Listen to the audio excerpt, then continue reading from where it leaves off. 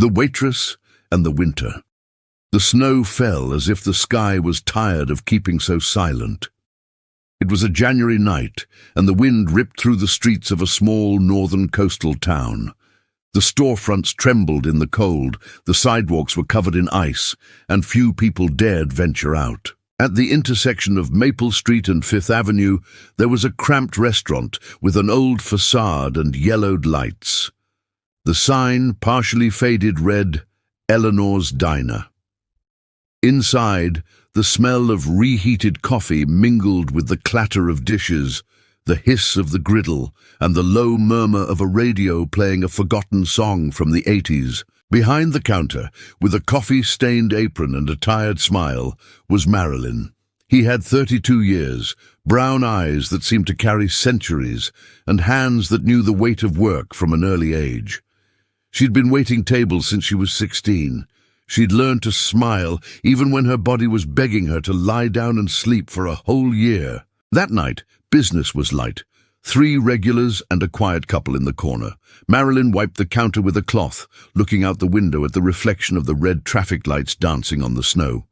As I cleaned, I thought about the energy bill, the overdue rent, and how the heater in my house groaned every morning, almost as if apologizing for not working properly. She lived alone in a small apartment in the Harbour Street neighborhood. The walls were thin, the floor cold, and the sound of the 6 a.m. train was the alarm clock she didn't need to buy. Life had not been kind to Marilyn, but it had never been cruel either. It was just indifferent. She used to say that the city was just like her, tired but standing. And that winter, more than ever, she tried to stay on her feet. Around 10 o'clock at night, the bell over the door rang. A cold wind invaded the room, making the candle flames on the tables flicker. A man entered. Era old, very old.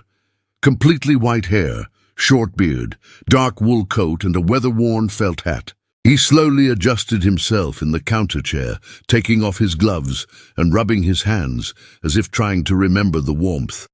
Marilyn approached with a napkin and a professional smile. "Good evening, sir. What would you like?" The old man looked up. There was something curious about them. A distant glow, a mixture of sadness and serenity, like someone who carries too many memories and no longer knows whether they hurt or comfort. "A coffee," he said, his voice husky and firm. "Black. No sugar." Marilyn nodded, poured the drink and placed the cup in front of him. "Coffee to warm the body or the soul?" he asked, trying to break the silence. The man looked at her and for the first time smiled. Sometimes it's hard to separate one thing from the other. The radio in the background changed music. Now it was playing a slow song, with piano and strings, that filled the restaurant with a beautiful melancholy. Marilyn continued serving the other customers, but her eyes kept returning to that lonely man. He didn't seem to be expecting anyone. He didn't eat anything either. He just stood there, watching the movement with the air of someone waiting for something invisible. When the clock struck 10:40 p.m., the couple in the corner left. Soon after, the 2 truck drivers who always ordered apple pie got up and left some bills on the table. The restaurant was almost empty, just Marilyn and the old man.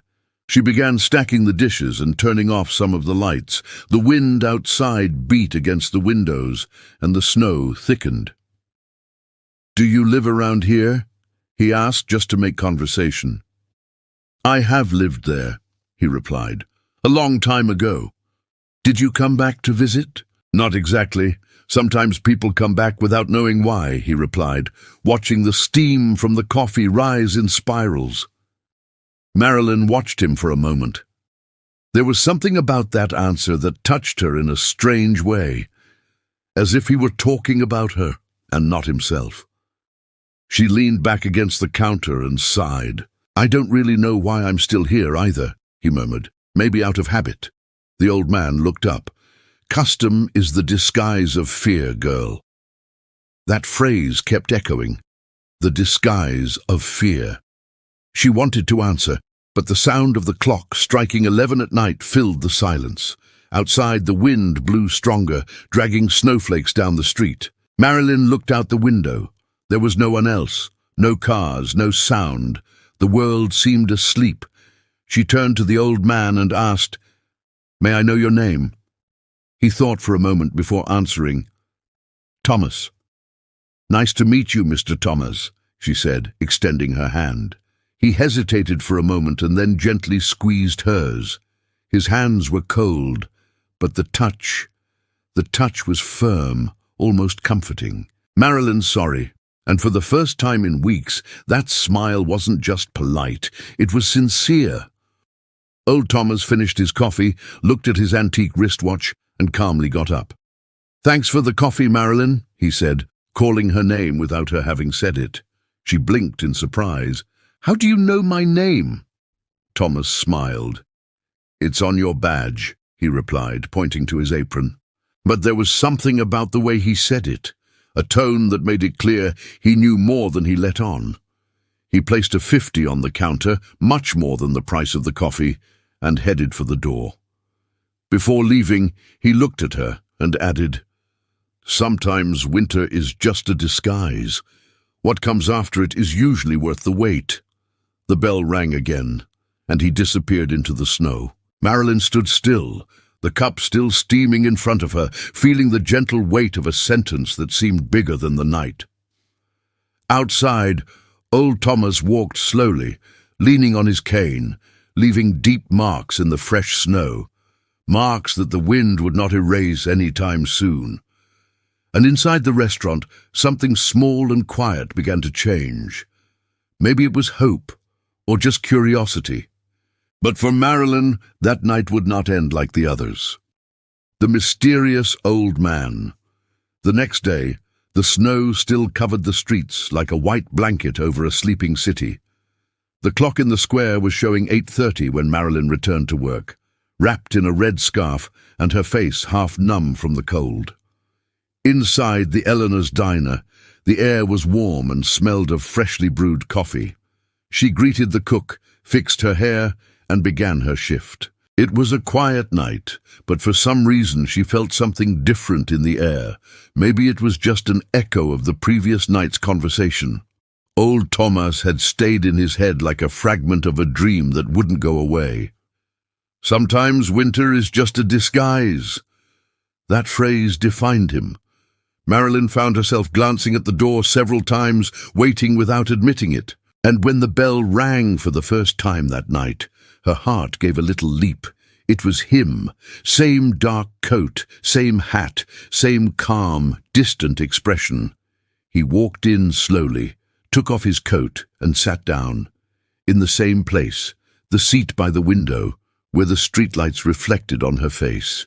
"Good evening, Mr. Thomas," Marilyn said, trying to hide her smile. "Black coffee? No sugar?" He looked at her, surprised, and smiled slightly. "Memory is a rare gift these days." "Yes, the same." She served the coffee and noticed a detail she hadn't noticed before. On his wrist was antique clock, matte gold, with slightly scratched glass. He was handsome but discreet, the kind that cost enough to pay months of rent. She thought about asking, but stopped herself. The old man drank his coffee as if savoring time. After a few minutes of comfortable silence, he asked, "Do you live near here, Marilyn?" "Close enough to feel the cold before you get there," he replied, laughing. 2 blocks at the end of Harbour Street." "Alone?" "Alone. But I often say that my kettle keeps me company." Thomas laughed softly. "Loneliness is sometimes a shelter in disguise." She stared at him, intrigued. He spoke in a way that seemed to come from another time, another life, and there was a kindness in his eyes, not pity, but silent respect. As he sipped his coffee, he took a small, worn leather notebook from his pocket.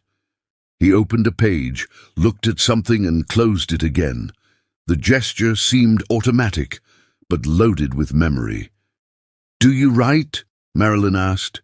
"I already wrote it down," he replied, looking at the notebook. "Today I'm just trying to remember what I shouldn't have forgotten." She tilted her head curiously. And what would that be? Thomas took a deep breath. The value of small talk, he replied with a sad smile. People talk too much and say too little, but sometimes a simple question changes someone's day. Marilyn felt a lump in her throat. She realized that no one was asking her questions, just requests, more coffee, the bill, dessert of the day. But he asked with genuine interest. When she went to serve another table, she noticed two women whispering near the window. One of them looked at Thomas and commented out loud, "Poor guy, he looks a bit lost. I bet he doesn't even remember where he lives." Marilyn frowned. "I didn't like that." He returned to the counter and said firmly but gently, "He's fine, he just likes to think in silence." The women looked at each other, laughed, and left. Thomas watched her without saying anything, but there was something different in his gaze. Gratitude. "Not everyone has the courage to defend a strange old man," he said after a while. "You're not strange, you're just quiet," Marilyn replied, "and I've learned to appreciate people's silence." He smiled, and that smile seemed to contain years of history. "The world needs people who listen, Marilyn. Believe me, they're rarer than gold." She noticed the way he said gold, and the way his fingers instinctively touched the watch. For a second, he had the feeling that that man was not who he appeared to be. Later, when the restaurant's activity had died down, Thomas began to share small memories. Not many details, but enough to fill the air with curiosity. He spoke of a trip to Italy, of a bridge in Florence, where he and his wife used to watch the sunset. She spoke of an old piano that was in their house, and how it still reminded her of the music she loved most. But I never said her name. He didn't even explain why he was there, alone in a small, cold town. Marilyn listened to him like someone holding their breath, listening to an ancient story. She wasn't sure she believed it all, but she felt there was truth in the tone, even if the words were vague. When the clock struck 11, he stood up. He left another exaggerated tip, 2 folded bills, discreetly placed under the saucer. Marilyn took the notes, hesitated, and followed him. "Mr. Thomas, I think you've made a mistake again. That's a lot of money for a coffee." He stopped at the door, looked at her, and said calmly, "What's a coffee worth, Marilyn, when someone pays attention to you?" She was left without an answer. Thomas put on his hat, smiled, and left, letting the bells swing and the cold wind rush in again. Outside, Marilyn watched him slowly cross the street. For a moment it looked like he might lose his balance, and she almost ran to him. But the old man steadied himself, looked back, and waved. It was a simple gesture, but enough to warm something inside her. That night, when Marilyn got home, she put the notes in a box, echoes of the past. The next morning, the sky dawned grey, thick, as if the city was still tired of the night. Marilyn woke to the distant sound of a truck shoveling snow. The sun was barely visible, just a pale circle behind the clouds. She got up, made coffee, and, on impulse, opened the small wooden box on the table. Inside it were the notes that Thomas had left. It wasn't just the money, it was the gesture. Something in that generosity seemed to hide a message, and, without really understanding why, she decided to keep them. The day passed slowly. The cold was biting, the wind howled through the cracks in the window, and Marilyn tried to fill the time by washing clothes, reading old magazines, and watching the clock. She wondered if he would come back. That night, he returned to work wearing the same worn-out coat and the red scarf wrapped around his neck. As she pushed open the door to Eleanor's diner, the familiar smell of coffee and fried food greeted her like a familiar hug. The cook, Nancy, looked at her and commented, "There's been a customer asking for you since 7. "For me?" she asked, surprised. "A gentleman in a dark coat. He said he would come to return something to you." Marilyn's heart beat faster. When she turned around, he was there. Sitting in the same place, old Thomas calmly leafed through the small leather notebook. She smiled a little awkwardly. "Good evening, Mr. Thomas. I thought you only came during the harshest winters." He looked up and replied, "Today the cold is not outside, it is in the memories." Marilyn didn't understand right away, but she served the coffee with the same care as always. The old man took a sip and silently took something from the inside pocket of his coat.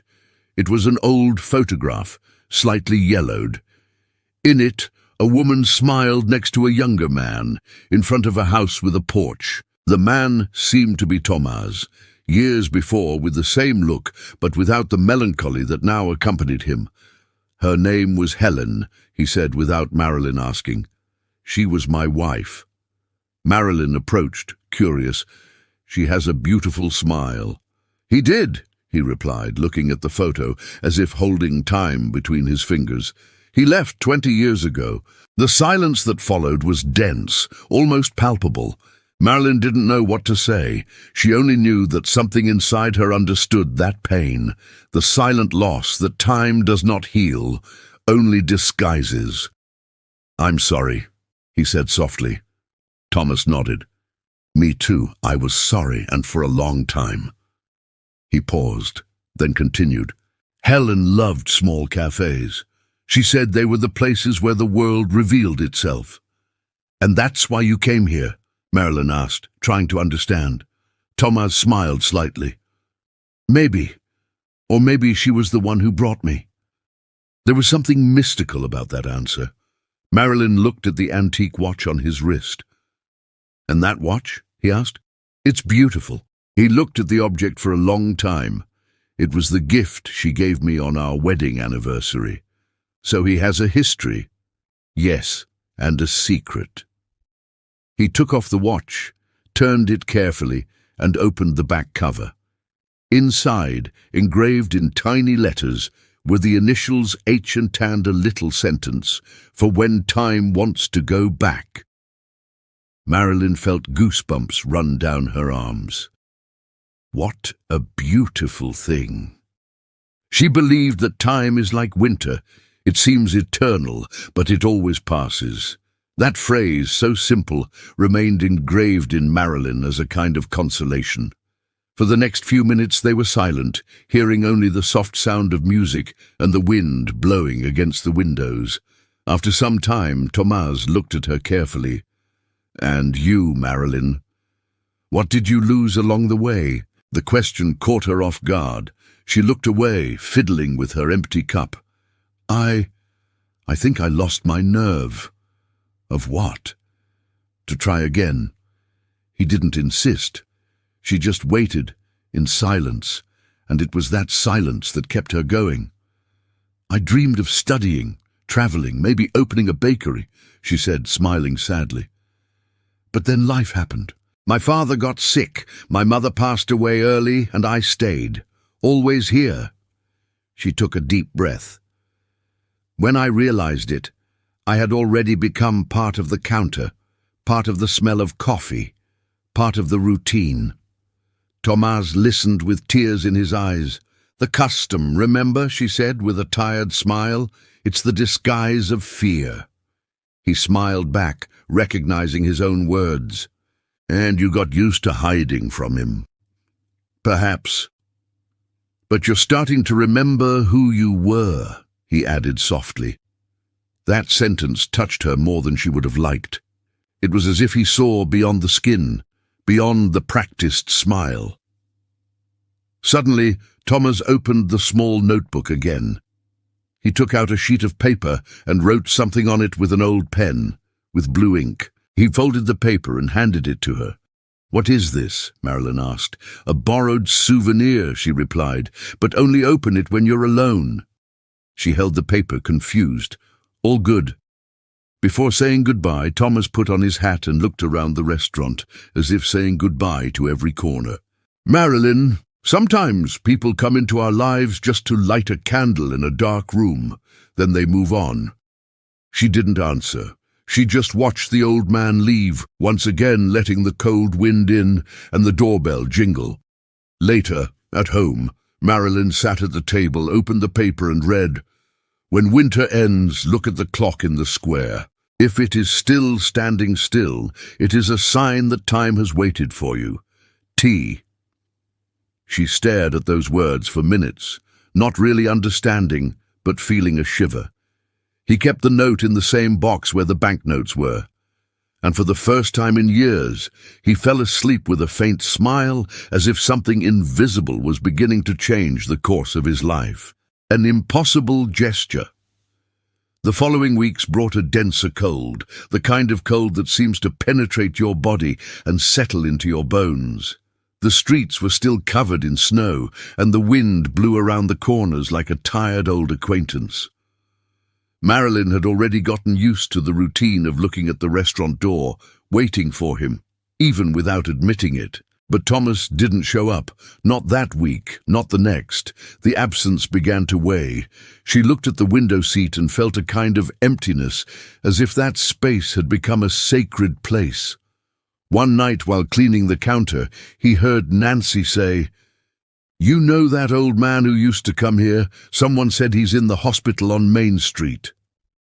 "Admitted?" Marilyn asked, her heart racing.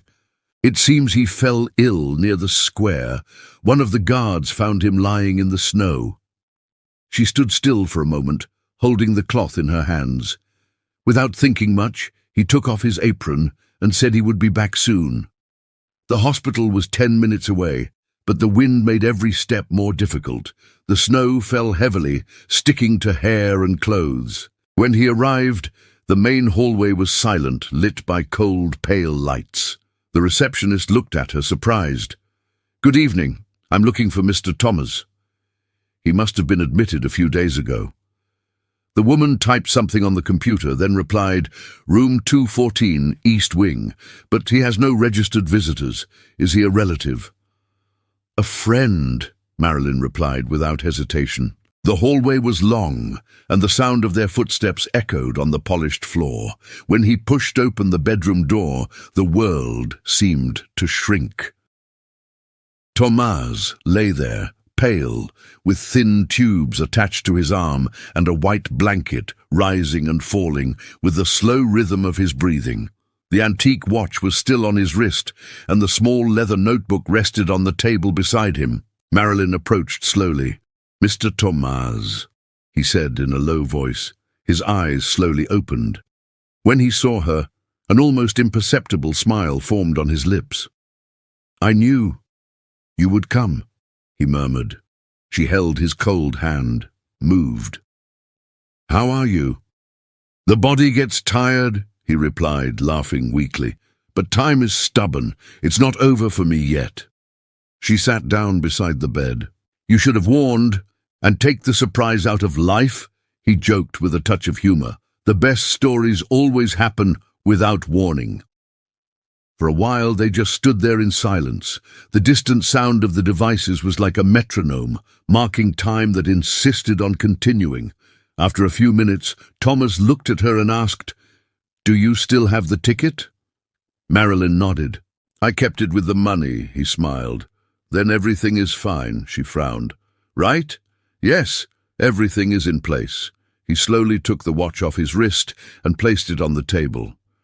"I want you to have this." "No, Mr. Thomas, I can't."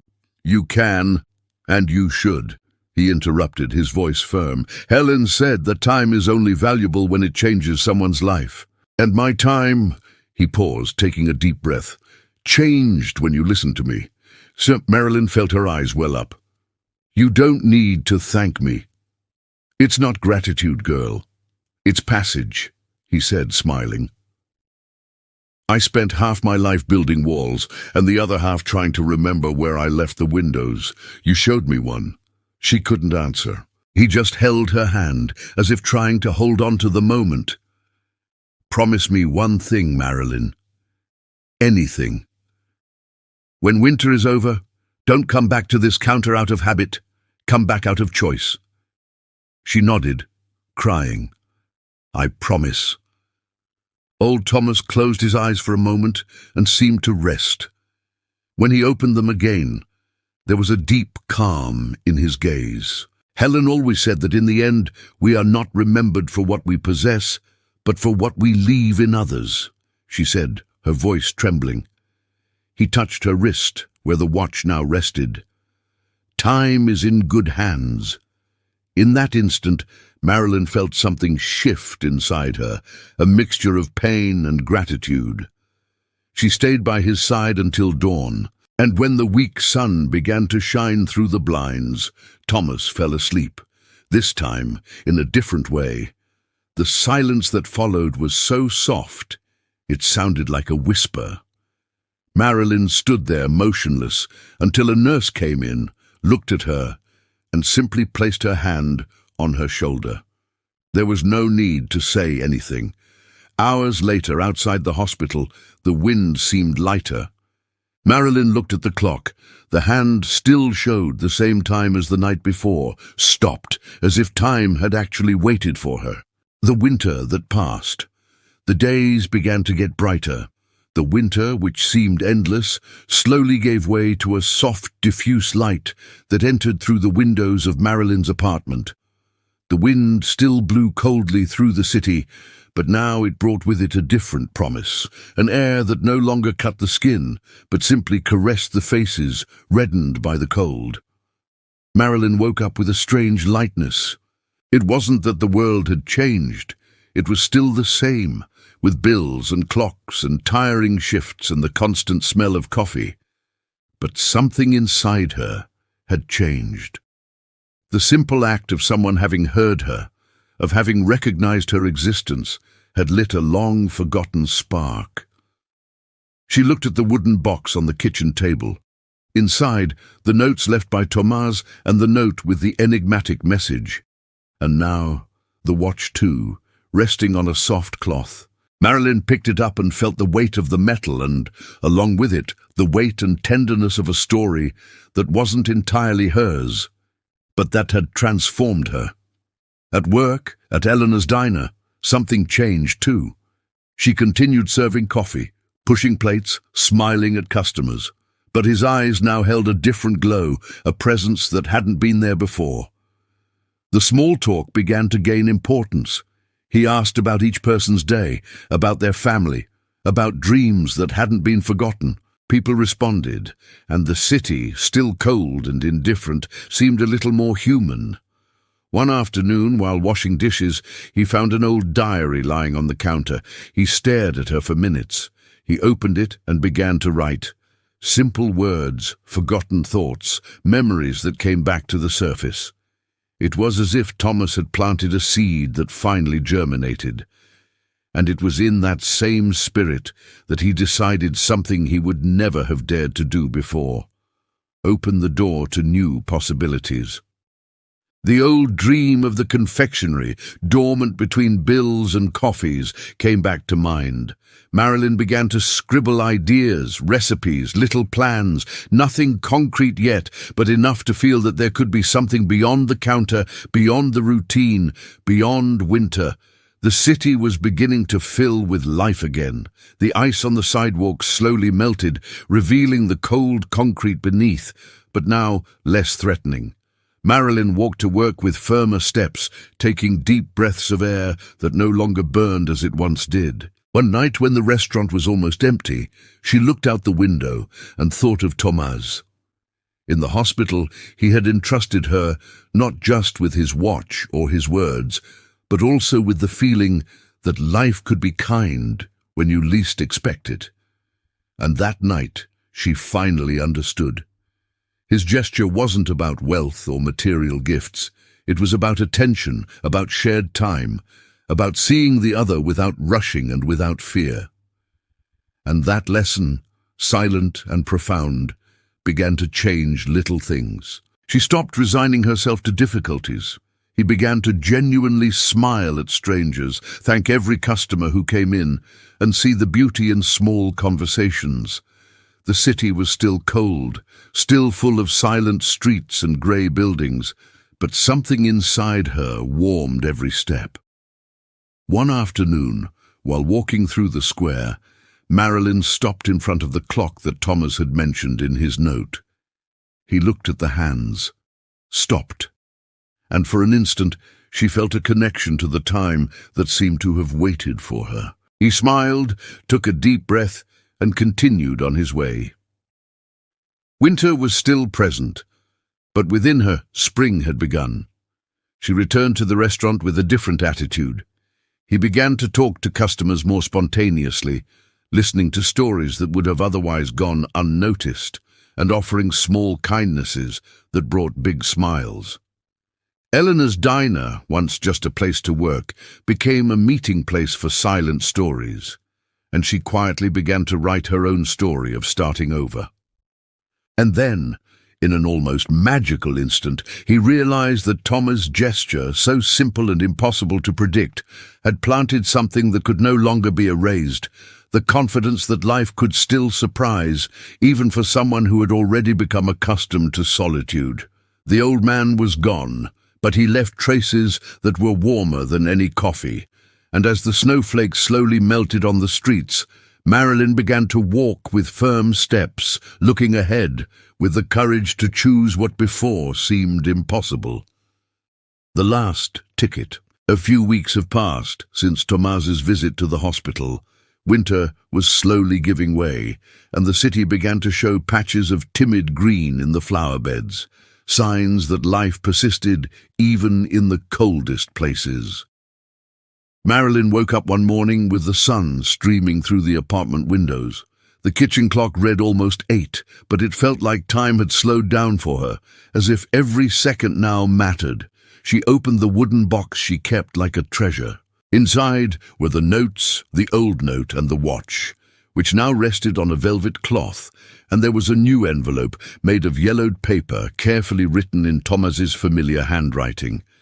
With slightly trembling hands, Marilyn opened the envelope and read, "My dear Marilyn, if you are reading these words, it is because I have gone my way, but I leave you with something that cannot be bought, kept, or lost.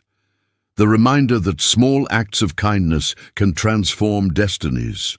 You gave me something precious, attention, care, and listening, and that in itself changes the world. Now take care of yourself. Follow the dreams you still hesitate to pursue. Always remember, winter passes, but the warmth we sow in others remains. With gratitude, Thomas." Marilyn's heart beat faster. She felt a mixture of sadness and comfort, missing Thomas's presence, but also knowing he had accomplished his mission. Turn on a light where before there was cold and silence. She placed the note next to the clock. The object, heavy and ancient, seemed to carry not only time, but also stories of love, loss, generosity, and hope. And suddenly Marilyn realized that it wasn't just his life that had been transformed by a simple gesture. Hers, too. That afternoon, as she walked the streets now wet from the thaw, Marilyn smiled at strangers, greeted neighbors, and listened attentively to the story of a child playing on the sidewalk. Each gesture was small, but carried the echo of Thomas. At Eleanor's diner, she began writing in her own notebook inspired by his. "I sketched recipes, dreams, and small memories of my daily life, discovering the magic of recording what previously went unnoticed. The restaurant remained the same, but for her, every table, every chair, every cup of coffee now had a new meaning.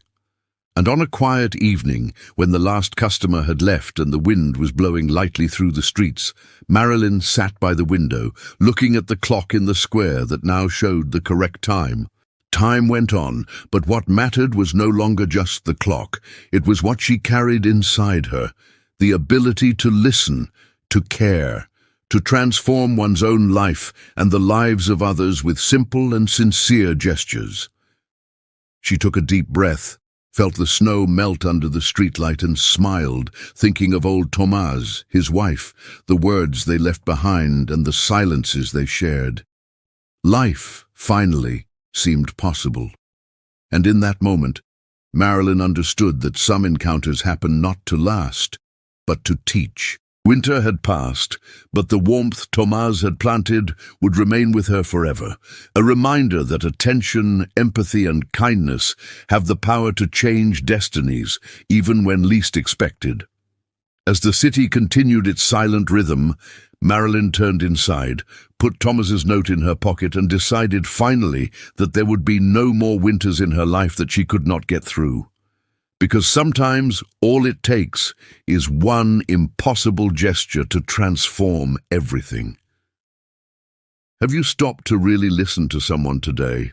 How a simple gesture of attention has changed or could change your life? If this story touched your heart, please click like, share it with someone who needs to hear it today, and subscribe to the channel for more life-changing stories.